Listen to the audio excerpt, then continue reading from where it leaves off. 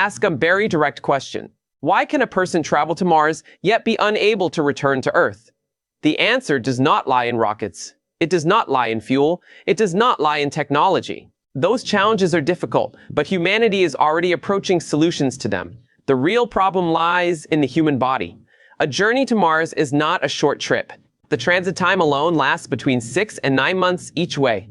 Even in the most ideal scenario, the total time spent away from Earth reaches 2 to 3 years.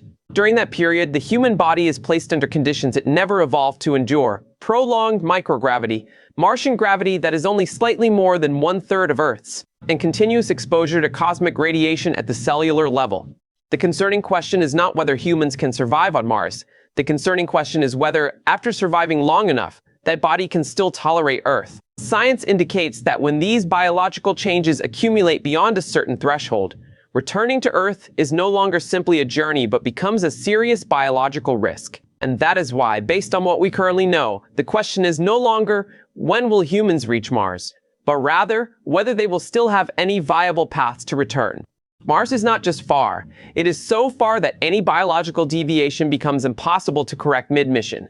A flight to Mars lasts between 6 and 9 months each way. That means that even in the best-case scenario, humans will be away from Earth for at least 2 to 3 years. Throughout that entire period, there is no possibility of turning back, no rescue option, and no form of emergency evacuation. The distance between Earth and Mars can exceed 50 million kilometers. At that range, radio signals require more than 20 minutes to travel one way. Every exchange is delayed. Every medical decision must be made without direct support. If a serious incident occurs, the nearest hospital is approximately 8 months away by flight. This creates a biological difference, not merely a technical one. On the International Space Station, astronauts also live in a harsh environment. But the ISS is only about 400 kilometers above Earth. If a problem arises, they can return within hours. The body may begin to show signs of deterioration, and that process can be halted by returning home. With Mars, there is no pause button. Once the body begins to lose bone mass, experience muscle atrophy, develop circulatory disorders, or suffer immune suppression, these processes continue for months, even years, without any definitive means of intervention. Distance does not cause direct damage, but it extends the duration of exposure. And that extended exposure is the real danger. In other words, the distance to Mars does not kill humans immediately. It simply ensures that once the body begins to fail, there is no way back. And when there is no way back, the question is no longer, can it be endured? But rather, how the body will change when it is forced to endure all the way to the end. The next problem does not lie in distance, but in gravity. More specifically, the human body must pass through 3 completely different gravity environments within a single mission, and none of them last long enough for true stability. The first phase is prolonged microgravity during transit. In this state, the body experiences almost no mechanical load. Bones no longer support weight. Muscles no longer need to maintain posture. The heart no longer needs to pump blood against gravity. From this point onward, degenerative processes begin. The next phase is Mars, where gravity is only about 38% of Earth's. This is not an environment that is like Earth but wider. For human biology, it is an entirely different condition. This level of gravity is insufficient to maintain bone density, muscle mass, and circulatory function that were designed for Earth. And if a return is attempted, the final phase is a transition back to 100% Earth gravity. This is not recovery, but a reverse shot. A body that is adapted to operating under no load or low load is suddenly forced to function under conditions several times heavier. Commonly discussed solutions include high-intensity exercise, extending the duration of residence on Mars to adapt, or even generating artificial gravity. But the core problem is this: adaptation is not the same as recovery. The body can adapt to low gravity, but that very adaptation makes it less suited for Earth. In other words, every step towards stabilizing life on Mars is simultaneously a step backward when returning to Earth. And once the body has been restructured to function in low gravity, the question is no longer, can it return, but rather, whether Earth remains a safe environment for that body at all. The human body was not designed to temporarily leave Earth for extended periods of time. It is optimized for a single environment, stable gravity, low radiation, and familiar biological cycles. When removed from that environment long enough, the body does not merely weaken. It changes how it functions. Research from long-duration missions shows that when the body is placed under conditions of mechanical unloading and low gravity, a cascade of degenerative processes begins simultaneously across multiple organ systems. Bones lose minerals, muscles shrink, the heart decreases in mass. The nervous system and immune system alter their responses. These changes do not occur abruptly, but accumulate over time. The critical point is this: beyond a certain threshold, the body can no longer return to its original state. This is not speculation. Even with much shorter exposure periods, the consequences are already clearly observable. Astronauts who spend only a few months in microgravity often require weeks, sometimes months, to walk normally after returning. They must undergo rehabilitation, readapt to gravity, and recalibrate their circulatory systems. And that is in cases where they can return as soon as the body begins to show signs of decline. In a Mars mission, that option does not exist. When signs of degeneration appear, the body has no opportunity to pause and recover. The process continues for months, then years, while organ systems gradually restructure themselves to match the new environment. At that point, the question is no longer, can the body recover? The question is whether that body is still built for Earth at all. And if the answer is no, then returning is no longer a safe journey, but a biological shock carrying serious risks. If distance and gravity gradually weaken the body, cosmic radiation is the factor that silently attacks at a deeper level. Cells and DNA. Outside Earth's magnetic field and atmosphere, humans have almost no natural protection against cosmic radiation. During a long-duration Mars mission, the body is exposed to radiation doses hundreds of times higher than those on Earth's surface. This exposure does not occur over hours or days, but continuously over many years. The effects of radiation do not appear immediately. They accumulate. DNA is damaged. Cancer risk increases. The cardiovascular system ages prematurely. The brain shows signs of cognitive decline, such as memory loss, slower reaction times, and impaired decision-making. Some of these changes are irreversible, even after radiation exposure ends. In response to this threat, commonly proposed engineering solutions include increasing shielding thickness, using radiation-absorbing materials, or placing living spaces underground on Mars. In theory, these approaches can reduce the level of direct radiation impacting the body, but the problem is that thicker shielding is not always safer. When high-energy radiation strikes dense protective layers, it can generate secondary radiation that causes damage in less predictable ways.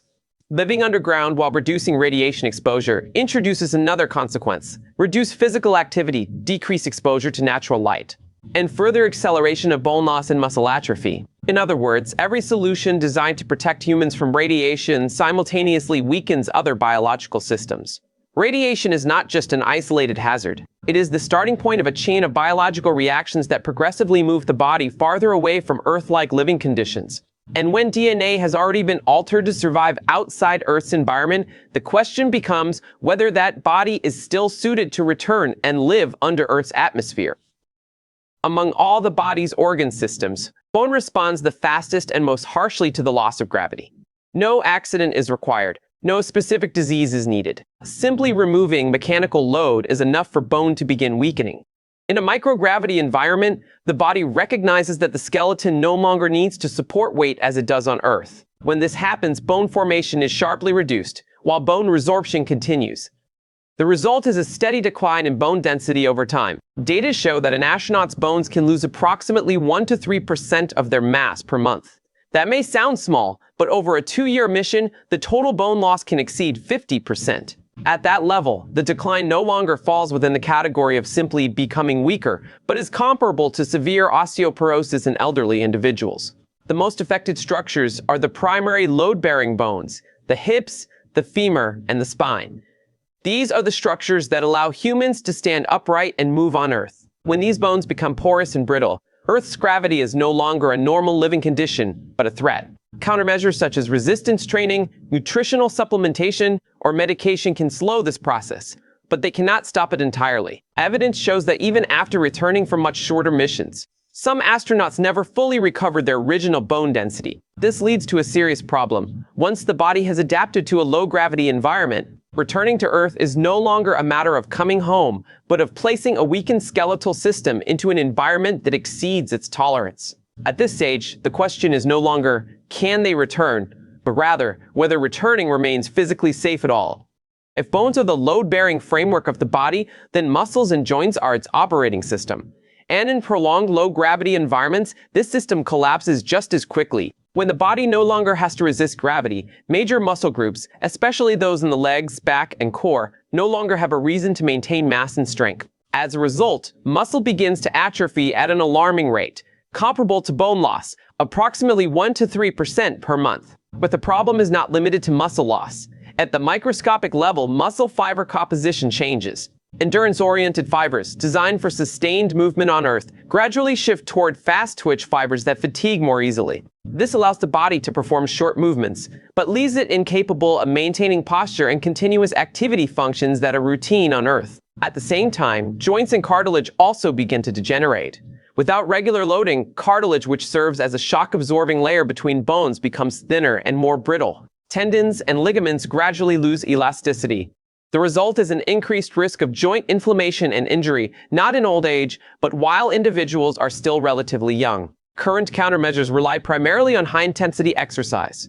Astronauts must spend hours each day training with resistance bands and specialized equipment. However, real-world results show that exercise can only slow degeneration, not stop it completely. This creates a clear paradox. The body is trained to function in microgravity or low gravity, but that very adaptation makes it less compatible with the movement demands of Earth. When bones weaken, muscles shrink, and joints lose their load-bearing capacity, returning is no longer just a landing. It becomes a physical challenge that the body may no longer be able to overcome. In Earth's environment, the human heart must work continuously to pump blood against gravity, delivering it to the brain and upper body. This constant load keeps the heart strong, thick, and capable of responding to everyday postural changes, such as standing up, walking, and physical activity. When leaving Earth, that load disappears. In microgravity and low-gravity environments, blood is no longer pulled toward the legs. Instead, it shifts toward the upper body, causing facial swelling while the legs visibly thin. The body mistakenly interprets this redistribution as excess fluid and begins to eliminate it. Blood volume decreases. The heart no longer needs to work as hard as before. As a result, the heart begins to shrink. Studies show that during long-duration missions, an astronaut's heart can lose up to 20% of its mass. This is not a temporary injury. It is a biological adaptation to a low-gravity environment. The problem arises when the body is adapted to this state and must return to Earth. A heart that has become accustomed to pumping blood in near-zero gravity is suddenly forced to operate under full Earth gravity. Blood is pulled toward the legs. The pressure required to deliver blood to the brain increases sharply, but at this point, the heart retains only a fraction of its original strength. The commonly observed consequences include dizziness, orthostatic hypotension, and even fainting. After short missions, this effect is already dangerous. After a Mars mission lasting many years, the degree of decline could be far more severe. The risk of arrhythmias, heart failure, and stroke increases significantly. At this stage, there are few viable solutions left. The heart is not only weakened, it has been reprogrammed to function on a different planet. And when the organ responsible for sustaining life is no longer capable of operating in Earth's environment, returning is no longer a scientific objective. It becomes a biological risk that the body may not be able to withstand.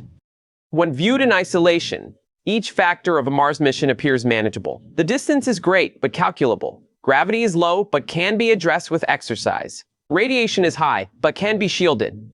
Bones weaken, muscles atrophy, the heart declines. Each has methods to slow the process, but the problem is that these factors do not exist independently. In a mission lasting many years, distance forces the body to endure without relief. Low gravity causes bodily structures to reorganize. Radiation damages cells at the DNA level. Bones lose their load-bearing capacity. Muscles lose their ability to function. The heart no longer has the strength to counter Earth's gravity. Each change reinforces the next, forming a continuous chain of degeneration. At a certain point, the human body is no longer built for Earth. It has adapted to survive in an off-world environment, and that very adaptation makes returning dangerous. Therefore, the real question is not whether humans can reach Mars. With current technology, that will happen sooner or later. The more important question is what happens to the human body after it has lived there long enough. If returning means risking bone fractures, heart failure, circulatory collapse, and irreversible damage, then returning to Earth is no longer a safe endpoint. It becomes a biological gamble. And that is why, based on what current science shows, going to Mars may not be a one-way journey, because humans do not want to return.